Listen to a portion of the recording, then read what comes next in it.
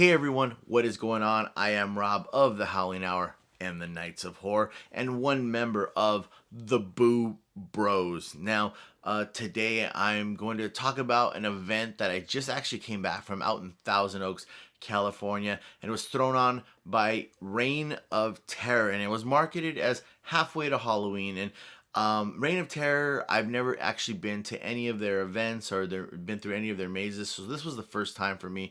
I've heard nothing but great things about what they put on in their mazes and all the stuff that they do, so I was excited to go to this event. My time slot was for 7 o'clock. I got the immediate ticket, which is pretty much front of the line, if you will, or kind of VIP. And then they also have the general admission, which is a little cheaper. I seen the line kind of when I came out of the maze for the general admission. It was pretty long, so my recommendation, if you ever go to one of their events, is if you can do the front of the line or the immediate maze or the immediate ticket, because I think that's probably going to be just quicker. If you don't want to wait in line, if you don't mind waiting in line, go ahead and get the general admission. Let me first start off by saying when I got there, the staff was very friendly. They were, hey, how are you doing? Checking to make sure I was in the right line, letting me know, they had the spaces marked down, just kind of overall, just getting a feel of the people who were showing up. They were really friendly, even the security there, saying hi and stuff, and, just kind of asking how your day is going. So I thought that was pretty cool. A good way to start off and kind of set the tone for an event is friendly staff. So that for me, I think, was a very good bonus thing. Now on the outside, they have social distance markers everywhere, so you know how far away to stay away from people. And even before you go like inside the maze, there's people kind of wait till there's people, workers in there telling you, hey, wait till this group goes to this spot, and then you move kind of to their next spot. And that's just kind of how it worked, their way of socially distancing people inside the maze. I think they did a good job of socially distancing people, and in doing that, I think it actually bonus, because you get good distance between each group, at least in my opinion. So I feel like you kind of have a chance to kind of look around each room and see things that maybe you wouldn't normally get to see if you were just like, kind of being pushed through the maze. Right off the bat, when I went into this maze, I very much, and I'm not trying to compare it, but I think that's what I'm going to do right now. It very much reminds me of a Knott's Scary Farm maze, all meant to be in a positive tone. Just the vibe I got, just the way I feel like stuff was designed, the way things looked, it almost feels like they put a bunch of different mazes or houses together almost, and I liked it. And typically, in a normal environment, I guess, Knott's or HHN, you have one theme throughout the maze, but this, you had a bunch of different themes throughout the maze.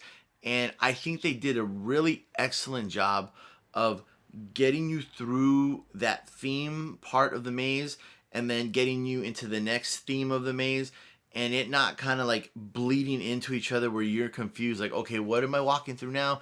I think they did a really good job of letting you know, like, okay, this is kind of like a funhouse section of the maze. This is kind of like a forest section of the maze. This is kind of like a creepy house kind of section of the maze. So I think they did a really good job of separating the sections of the mazes enough to where what type of section you're going into. And I think like I said, I think they did a really good job of doing that in the maze that they have. Being that this maze is so long, I feel like it is about a 25 to 30 minute maze. They did an excellent job of letting you know with design and detail of, okay, you're walking through a forest now. And I actually went through this maze 2 times, so I got to see it. And sometimes you get to see stuff the second time that you don't get to see the first time, and that did happen. And one thing I did notice is the characters. They did an excellent job, and not every one of them is like jump out and like rah, trying to scare you to the fullest. some of them do it very subtly and very kind of crafty, and it's really really good. And at least walking through the second time, I feel like I paid more attention to that, where it's like, okay, not every character is like trying to jump out and just like scream at you, or trying to be like, let me bang on something really hard. There's characters in there that just like, as you walk by, they're like, hey, hey, or like, ah, like just little things where I was like, okay, like that works because it's not always the same type of scare. One thing it really just kind of stuck out to me was the distraction from the scare, or the distraction to scare you. They have this picture where you're looking at it and you feel like something's gonna happen, and but nothing happens, and then you kind of turn a corner, and then there's a character there, a live character. So they do this throughout. They don't do it all the time. It's sprinkled in there, but it's enough to where it switches up the scare, where you're not getting used to the same scare. So I like that. I like that. That shows detail in your scaring. That shows detail in a maze. So I did go alone. I don't think that really plays a factor. Maybe for me, it plays a little more because I was there alone. But it just overall, the whole, I think, with the social distancing element, with having to kind of keep away from the group in front of you, the whole overall maze felt more intimate. It felt very personal, at least for me. On the first walkthrough, there was hardly anyone in there, and when I went in, there was really, I didn't see anyone behind me, I didn't see anyone in front of me, and I kind of took my time and was walking and looking around, and I didn't see anyone other than characters. I didn't see anyone also that made it definitely a lot more scary going through it by yourself. A couple of things that just stuck out to me. There was this section where it was just really foggy for me, and I think they did a really good job using lights and the fog to kind of disorientate me. Yeah, disorientate me. And I know, like, I knew where I had to go. Like, I could see where I needed to go, but just with the lights and the fog, it was awesome. Like, I walked through there and I was like, that was a great spot in the maze. Like, I really liked that spot.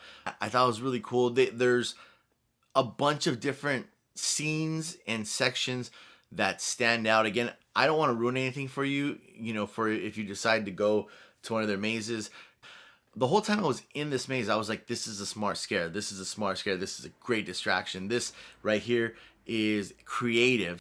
Now, was Reign of Terror, Halfway to Halloween, all completely perfect and no flaws? No. One of the, I guess, the negative things I would say is, I feel like some maybe animatronics were poorly lit. So if when the scare came, it really didn't affect me because I didn't see it. So I would say maybe that leans towards more the negative, is that the certain scares or certain animatronics, when they scare, they were in darker areas, so you really couldn't see the scare, or it would pop out. It was just, you would see it move, but nothing was really there because there was no lighting effect or anything behind it. But with saying that, let me just say this as well. This is a positive thing, is they do have a lot of animatronics in here that scare really, really well. There's two in specific that just got me. I was walking by and it was just like, one of them just like was this huge thing that came out, and this other one, as you walk by, like, these curtains open up and then these things flew at you. I honestly thought I was gonna get hit, and so that kind of scared me a little. But so, in saying the one negative thing that I did have, there's a positive to back that up, is that throughout the maze they have excellent animatronic scares. Second time I went, it was a little later, and there were more people there. So I feel like, being people were kind of socially distancing themselves, like the people in front of me, seeing that they were getting too close to them, so they kind of slowed down, and therefore I slowed down, and therefore the people behind me slowed down. So that was the only thing I would say negative wise, is that you weren't just walking through it kind of later on in the night. It was, you kind of had to wait a little bit, and then then the line started to go fine, and then you waited a little bit and the line started to go fine. So Again, but that just has to deal with the social distancing thing. That has nothing to do with the maze itself. My only complaints, and not even enough for me to be like, hey, you shouldn't go. This event will probably be over by the time you see this video, but they will be putting on more events. So if you can get a chance to get tickets for a Reign of Terror event, I would say jump on the opportunity, because I will be attending events that they throw on, because I had an excellent time. And when I left there, I honestly felt like I was leaving like an HHN or a Not Scary Farm, and I had like that rush, that high, like, oh man, like this night was awesome. And it was still early in the night. It wasn't like 2 o'clock in the morning or anything like when you leave HHN, but it was early on in the night, and I was just like, man, like I had that rush, like, oh, I just went through a maze, and it, I had a blast, and I enjoyed the maze so much I bought a beanie and a sweater. I am Rob, again with the Howling Hour, Nights of Horror, the Boo Bros. This was my review of Reign of Terror, halfway to Halloween. So do us a favor, if you have not subscribed, hit that subscribe button, because we really do appreciate the support. And if you like this video, hit that like button, because that helps us out. And remember, stay spooky.